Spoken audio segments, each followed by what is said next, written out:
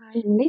ఇది present ninth క్లాస్‌కి సంబంధించినటువంటి తెలుగు టెక్స్ట్ బుక్ ఓకేనా అండి. తెలుగు 1కి సంబంధించినది టెక్స్ట్ బుక్. ఇందులోనే మనకు అన్ని తెలుగు, హిందీ, ఇంగ్లీష్ 1కి సంబంధించినటువంటి అన్ని లెసన్స్ కూడా ఈ బుక్‌లో ఇవ్వడం అయితే జరిగింది. ఇది ప్రెజెంట్ వచ్చి 25, 26కి సంబంధించినటువంటి న్యూ టెక్స్ట్ బుక్ అన్నమాట.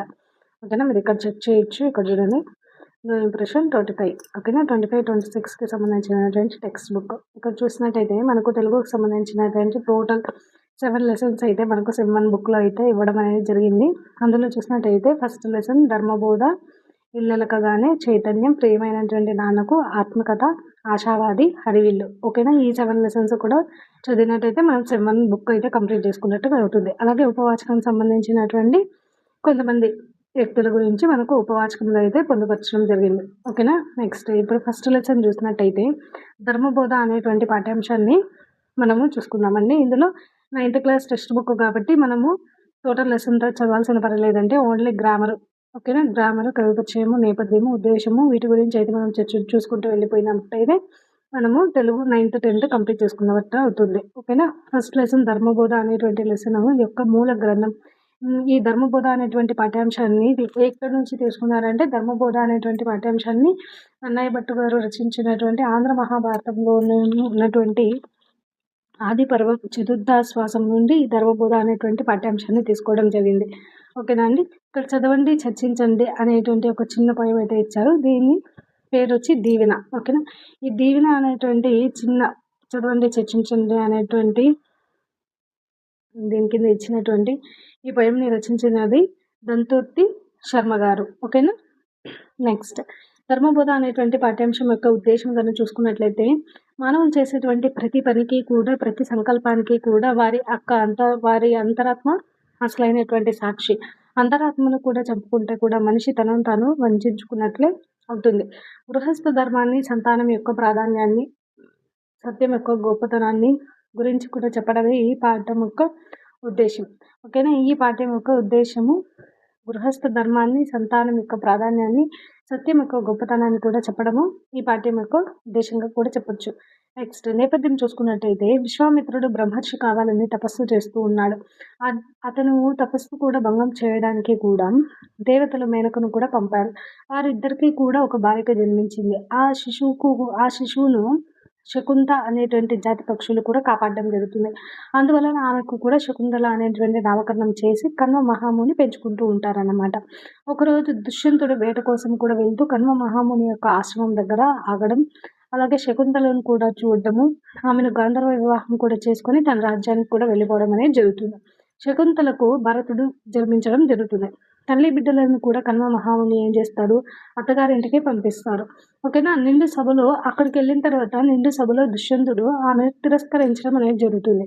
ఇలా దుష్యంతుడి మాటలు కూడా విని కలత చెందినటువంటి శకుంతల రాజుకు ధర్మబోధ చేస్తుంది. ఈ ధర్మబోధ చేయడమే ధర్మబోధ అనేటువంటి పాఠ్యాంశం యొక్క ప్రధానమైనటువంటి నేపథ్యంగా చెప్పవచ్చు ఓకేనా. ఈ ధర్మబోధ అనేటువంటి పాఠ్యాంశం యొక్క ప్రక్రియ చూసినట్లయితే ప్రాచీనమైనటువంటి పద్యము. ఇతివృత్తము చూసుకున్నట్లయితే మనము కుటుంబ సంబంధాల గురించి తెలియజేస్తుంది ఈ పాఠ్యాంశం. ధర్మబోధ అనేటువంటి పాఠ్యాంశము ఇతివృత్తం చూసుకున్నట్టే కుటుంబ సంబంధాల గురించి, అలాగే ప్రాచీనమైనటువంటి పద్యం గురించి మనకు ఇక్కడ తెలియజేయడం అనేది జరుగుతుంది ఓకేనా.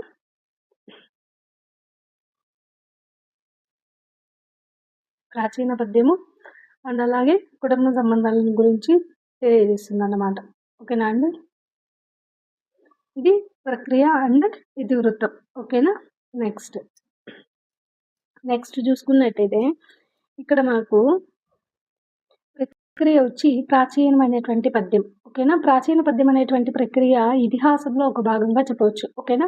కాబట్టి ఇతిహాసం అంటే ఏంటి అంటే, ఇతిహాసం అంటే ఈ విధంగా జరిగింది అనే అర్థం అనేది ఇవ్వడం జరుగుతుంది. ఇతిహాసంలో కూడా కథకు అధికమైనటువంటి ప్రాధాన్యత కూడా ఇవ్వడం జరుగుతుంది. రామాయణ మహాభారతాలు ఇతిహాసాలుగా మనం చదువుకున్నాము. ఇతిహాసాలలో కూడా మూల కథను కూడా తీసుకొని వాటికి వర్ణనలతో కూడా చంద్రబద్ధంగా కూడా పద్యాల యొక్క రూపంలో కూడా కావ్యంగా మలిచి రాస్తే దాన్ని ఏమంటారు, ఇతిహాస కావ్యంగా చెప్తారు ఓకేనా. ఈ కావ్యాలు అనేవి కవి యొక్క ప్రతిభా విశేషాలను కూడా వెల్లడించడం జరుగుతుంది. అలాగే అద్భుతమైనటువంటి కథాగమనములతో కూడా పాఠకుల యొక్క మనస్సులో కూడా చెరగని ముద్రను కూడా వేయడం అనేది జరుగుతుంది ఈ ఇతిహాస కావ్యం. ఓకేనా. ఇప్పుడు కవి పరిచయం చూసుకున్నట్టయితే నన్నయ్య భట్టు గారు 11వ శతాబ్దానికి చెందినవారు. అలాగే రాజమహేంద్రవరాన్ని కూడా రాజమహేంద్రవరాన్ని రాజధానిగా కూడా చేసుకొని ఆంధ్రదేశాన్ని కూడా పరిపాలించినటువంటి తూర్పు చాళుక్య యొక్క రాజు రాజరాజ నరేంద్రుని యొక్క ఆస్థానంలో కూడా ఒక కవిగా ఉండడం జరుగుతుంది. అలాగే చూసుకున్నట్టయితే వేదవ్యాసుడు సంస్కృతంలో కూడా రచించినటువంటి మహాభారతాన్ని ఆంధ్రీకరించినటువంటి కవిత్రయంలో కూడా మొట్టమొదటి వారు ఎవరు? నన్నయ్య భట్టు గారు చెప్పొచ్చు. ఓకేనా. నెక్స్ట్ ఆది సభ అరణ్య పర్వాలలో కూడా సగభాగాన్ని కూడా ఆంధ్రీకరించడం జరిగింది. ఆది పర్వంలో సభా పర్వాన్ని పూర్తిగా, అరణ్య పర్వంలో కూడా సగభాగాన్ని ఆంధ్రీకరించినటువంటి వారు ఎవరు అంటే నన్నయ్య భట్టు గారుగా చెప్పవచ్చు. ఎక్కడి వరకు? అరణ్య పర్వంలో కూడా 4వ ఆశ్వాసంలో కూడా 142వ పద్యం వరకు కూడా నన్నయ్య భట్టు గారు రచించడం జరిగింది. నెక్స్ట్ కావ్యాలు నన్నయ్య భట్టు గారి యొక్క కావ్యాలు చూసుకున్నట్టయితే చాముండికా విలాసము, ఇంద్ర విజయం. ఓకేనా, ఇవి 2 కావ్యాలు. నెక్స్ట్ వ్యాకరణ గ్రంథం చూసుకున్నట్టయితే ఆంధ్ర శబ్ద చింతామణి అనేది వ్యాకరణ గ్రంథంగా చెప్పవచ్చు. ఓకేనా. నన్నయ్య భట్టు గారి యొక్క బిరుదులు చూసినట్టయితే ఆదికవిగాను, వాగనుశాసనుడుగాను ఇతనిని పిలుస్తారు. ఓకేనా. నెక్స్ట్ నన్నయ్య భట్టు గారి యొక్క కవిత్వంలో ప్రధానంగా ఉండేటువంటి లక్షణాలు చూసినట్టయితే అక్షర రమ్యత, ప్రసన్న కథా కలితార్థయుక్తి, నానా రుచితార్థ సూక్తి నిధిత్వం అనేవి నన్నయ్య భట్టు గారి యొక్క కవిత్వంలో ప్రధానమైనటువంటి లక్షణాలుగా చెప్పవచ్చు. నెక్స్ట్ అనువాద యొక్క పద్ధతిలో, శైలిలో తర్వాతి కవులకు కూడా నన్నయ్య భట్టు గారు ఆదర్శంగా కూడా నిలవడం అనేది జరిగింది. అలాగే నారాయణ భట్టు, పావులూరి మల్లన, వేములవాడ భీమకవి, మల్లియ రేచన, అధర్వణుడు, ఓకేనా, అదనవరులు మొదలైనటువంటి వారు నన్నయ్య భట్టు గారి యొక్క సమకాలికులుగా కూడా చెప్పుకోవడం అనేది జరుగుతుంది. ఓకేనా. ఇక్కడ చూసుకున్నట్టయితే ధర్మబోధ అనేటువంటి పాఠ్యాంశము నన్నయ్య భట్టు గారు రచించినటువంటి శ్రీమద్రాంధ్ర మహాభారతంలో ఉన్నటువంటి ఆది పర్వం చతుర్థాశ్వాసంలోనిదిగా ఇక్కడ ఇవ్వడం జరిగింది. గుర్తుపెట్టుకోవాలి, ఆది పర్వంలో ఉన్నటువంటి చతుర్థాశ్వాసం నుండి తీసుకోవడం అనేది జరిగింది. ఓకేనా. నెక్స్ట్ లెసన్ అయితే మనం ఏం చదవాల్సిన అవసరం లేదండి.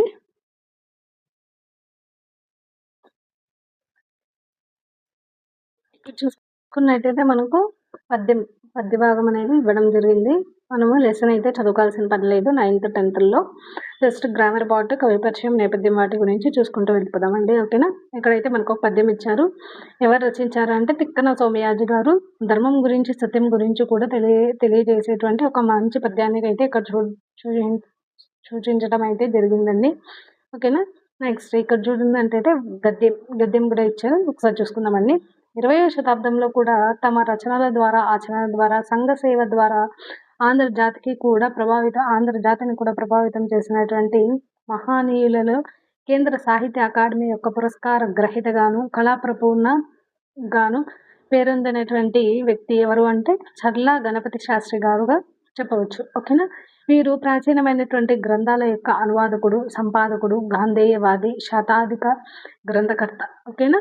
ఇతనికి ఇన్ని బిరుదులు ఉన్నాయన్నమాట. ఓకేనా. బిరుదులు కాను ఇన్ని విధాలుగా తన మంచి పేరు ప్రఖ్యాతులు పొందడం జరిగింది. అతన్ని అనువాదకుడు గాను, సంపాదకుడు గాను, గాంధేయవాది గాను, శతాధిక గ్రంథకర్త గాను కూడా పిలుస్తారు. ఓకేనా. తమ రచనలను కూడా, సేవలను కూడా వినియోగించాలని 1950లో కూడా ఆర్ష విజ్ఞాన పరిషత్ను కూడా స్థాపించింది ఎవరంటే చర్ల గణపతి శాస్త్రి గారు. గుర్తుపెట్టుకోవాలి. నెక్స్ట్ ఉప్పు సత్యాగ్రహం, విదేశీ యొక్క వస్తు బహిష్కరణ, క్విట్ ఇండియా ఉద్యమం, సహాయ నిరాకరణ ఉద్యమం మొదలైనటువంటి వాటిలో కూడా చురుగ్గా కూడా పాల్గొనడం అనేది జరిగింది. సర్వోదయ మండలి ఉద్యమ నాయకులు వినోబా భావే అనుచరులుగా కూడా పాదయాత్ర కూడా చేసి తన 5 ఎకరాల యొక్క భూమిని కూడా దానం కూడా చేసినటువంటి త్యాగశీలిగా కూడా చెప్పుకోవచ్చు. ఓకేనా అండి. స్వతంత్ర సమర యోధుల యొక్క పింఛన్ను, ఉద్యోగ యొక్క పింఛన్ కూడా వద్దని చెప్తూ నాకు సేవ చేసి డబ్బు తీసుకుంటానా, ఓకేనా అని ప్రశ్నించారు. హోమియో వైద్యము, ప్రకృతి యొక్క వైద్యము ఉచితంగా కూడా చేసేవారు అన్నమాట. హోమియో వైద్యం, ప్రకృతి వైద్యాన్ని కూడా ఉచితంగా వీరు చేసేవారు. ఓకేనా. ఇవన్నీ ఇంపార్టెంట్ పాయింట్స్. ఓకేనా. నా తల్లికి సేవ చేసి డబ్బు తీసుకుంటానా 1950లో కూడా ఆర్ష విజ్ఞాన పరిషత్ను కూడా స్థాపించడం అనేది జరిగింది. ఎవరు? చర్ల గణపతి శాస్త్రి గారు. నెక్స్ట్ రాట్నం వరకే వారు స్త్రీలు మాతృభూమితో కూడా సమానమని కూడా తలచి వారికి కూడా చేయూతనిచ్చి ఉపాధి కూడా కల్పించి మహిళా సాధికారతకు కూడా కృషి చేయడం జరిగింది.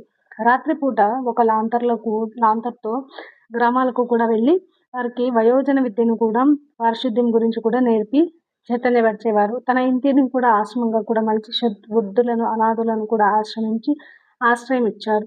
ఇది కుల మతాలను కూడా అతీతంగా కూడా ఈనాటికి కూడా నడుస్తుందిగా చెప్తున్నారు. వీరి తుది శ్వాస వరకు కూడా సేవా తత్పరతతో జీవించడం అనేది జరిగింది. ఎవరు? చట్ల గణపతి శాస్త్రి యొక్క జీవిత చరిత్ర నుంచి ఈ ప్యాసేజ్ అనేది తీసుకున్నారు. ఓకేనా అండి. నెక్స్ట్ ఇక్కడ చూసుకున్నట్టయితే భాషాంశాలు, పదజాలం చూసుకున్నట్టయితే ఆచార్యుడు అంటే గురువు. నెక్స్ట్ కరోనా సమయంలో ప్రజలు కూడా విపత్తులకు కూడా గురయ్యారు. విపత్తులు అంటే ఆపద, కష్టకాలం. ఓకేనా, వీటికి అర్థాలు అన్నమాట. ఓకేనా. నెక్స్ట్ శకుంతల రాజుతో కూడా సూనృత వాక్యం మేలు ఉన్నది. సూనృతము అనేది చూసినట్టయితే మనకు సత్యము, నిజముగా చెప్పవచ్చు. నెక్స్ట్ హృద్యం, తెలుగు పద్యం హృద్యంగా ఉంటుంది అంటే ఆహ్లాదంగా, ఆనందంగా. ఓకేనా, చూసుకోవాలి. నెక్స్ట్ యశస్సు అంటే కీర్తి. గాంధీ మహాత్ముని యొక్క యశస్సు దిగంతాలకు కూడా వ్యాపించింది. కీర్తి, మంచి పేరు. ఓకేనా. వృద్ధులకు చేతికర్ర ఊతగా కూడా ఉంటుంది. ఊతగా అంటే ఆసరాగా, ఆధారంగా. ఓకేనా. నెక్స్ట్ ఇక్కడ చూసుకున్నట్టయితే పర్యాయ పదాలు. రైతులు భూమిని కూడా సాగు చేస్తారు. పాడి పంటలకు కూడా నిలమైనటువంటి వసతి మీద ఎన్నో జీవరాశులు కూడా నివసిస్తున్నాయి. ఈ భూమిని కూడా కాపాడుకోవడం మన బాధ్యత. ఇక్కడ చూసినట్టయితే భూమి, వసుధ. ఓకేనా, భూమి, వసుధ. నెక్స్ట్ పొడమి. ఓకేనా, ఇవన్నీ పర్యాయ పదాలుగా చెప్పవచ్చు. నెక్స్ట్ ఆ తల్లిదండ్రులకు కూడా పిల్లలు ఆసరాగా ఉండాలి. అలాగే ఆధారం. ఇవి ఆసరా, ఆధారం అనేవి మనకు ఏంటి పర్యాయ పదాలుగా చెప్పవచ్చు. నెక్స్ట్ భార్య ఇంటిని కూడా అందంగా కూడా అలంకరిస్తుంది. భార్య. సతిని కలత్రం అంటారు. ధర.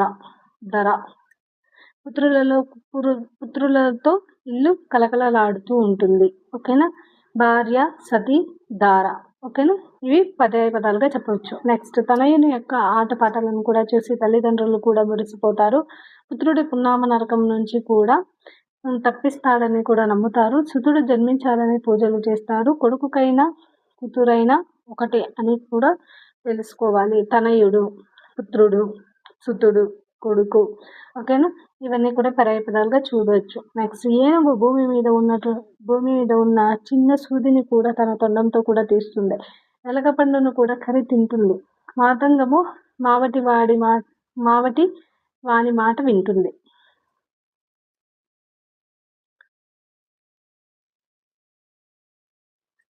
ఏనుగు. నెక్స్ట్ కరి. నెక్స్ట్ మాతంగం. ఓకేనా, ఇవి పర్యాయ పదాలుగా మనం చెప్పవచ్చు. నెక్స్ట్ క్రమము, నీటి చాలు, భూమి, వెల అనేటువంటి ధర అని నానార్థాలుగా చెప్పవచ్చు. ధరకు నానార్థాలు ఏవి అంటే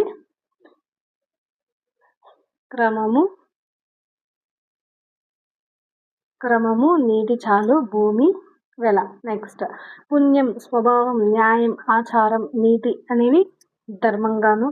మానవుడు, అర్జునుడు. ఓకేనా, మానవుడు, అర్జునుడు. నెక్స్ట్ నరుడు. దిక్కు, కోరిక,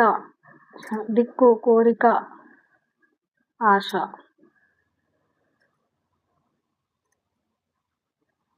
ఓకేనా. నెక్స్ట్ కులం, వెదురు, పిల్లన గ్రోవి అనేటువంటి చూసినట్టయితే వంశానికి కూడా సంబంధించినవి.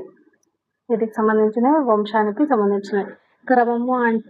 క్రమము, నీటి చాలు అంటే ధార. పుణ్యం, స్వభావం, న్యాయం, ఆచారం అనేవి నీటికి సంబంధించినవి. మానవుడు, అర్జునుడు చూసుకున్నట్టయితే నరుడికి సంబంధించినవి. దిక్కు, కోరిక అనేవి, ఆశ అనేవి ఆశకు సంబంధించినటువంటి నానార్థాలు. ఓకేనా అండి. నెక్స్ట్ ఇక్కడ చూసినట్టయితే పుస్తకము, పొట్టము. ఓకేనా. నీరము, నీరు. నెక్స్ట్ జన్నము అంటే యజ్ఞము. ఇవి మనకు మీకు క్లియర్గా పేపర్లో రాసి మీకు డిస్ప్లే చేస్తానండి. విద్య, గృహము, గీము, ఓకేనా. నెక్స్ట్ దివ్వే, దీపము, సత్యము,